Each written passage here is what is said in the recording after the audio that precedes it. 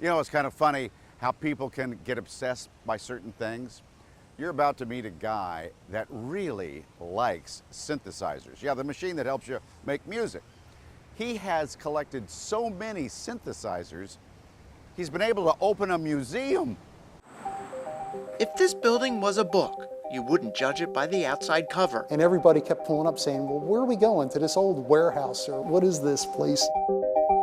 This place, on the inside, is 30,000 square feet of strangely shaped rooms, all attached to create a fortress of synthesizers, amps, and analog recording equipment. We're really not about the rock stars. We're more about the gear that the rock stars use. This is EMIAP, or the Electronic Music Education and Preservation Project. It gives me a thrill, is what it does. Vincent Pupillo Sr. is EMIAP's founder.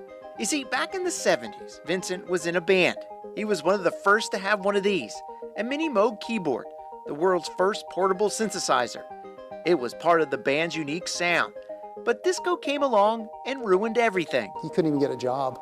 He couldn't even play weddings or anything. So he sold all his equipment and went into the food business. Until Vincent had the urge to buy back some of his old gear. The Mini Moog that I had bought that I paid only $800 for, all of a sudden they're selling for $1,500 and $2,000, and they just started climbing in value. Vincent bought more, and more. So much, it easily takes you a few hours to see what he has on display. It was unbelievable to think that this quantity of amazingly rare gems exists in a building in Harleysville, Pennsylvania, and nobody knew about it. Drew Raison is EMIAP's executive director. We have Jimi Hendrix's fuzz-face distortion pedal and the wah-wah pedal that he actually used on stage at Woodstock. He showed me almost everything. So every single piece here has a story. So we spent a lot of time digging back in time and talking to the people that created these instruments.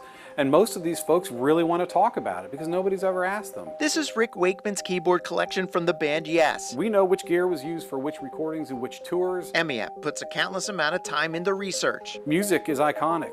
It'll take you back in time. Let's talk about where their heads were at the time that they were making the music. What instruments did they use? How did they do it? This is EMIAP's showstopper.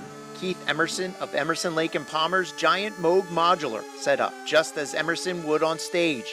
Vincent Pupillo Jr. helps keep it running. Amplifiers are controlled by the envelopes, and once you get all these pieces put together, it's very, very simple. The rich sound echoes through every inch of the building.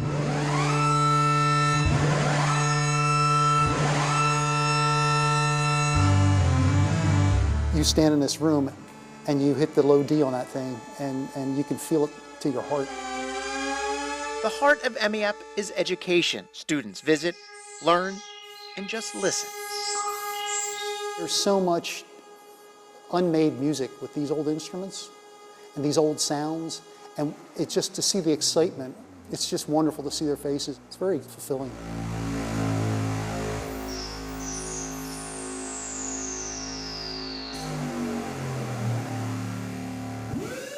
Another quick reminder, if you have a story for the Jerrick Report, hit me up on Twitter. My handle is @MikeFox29.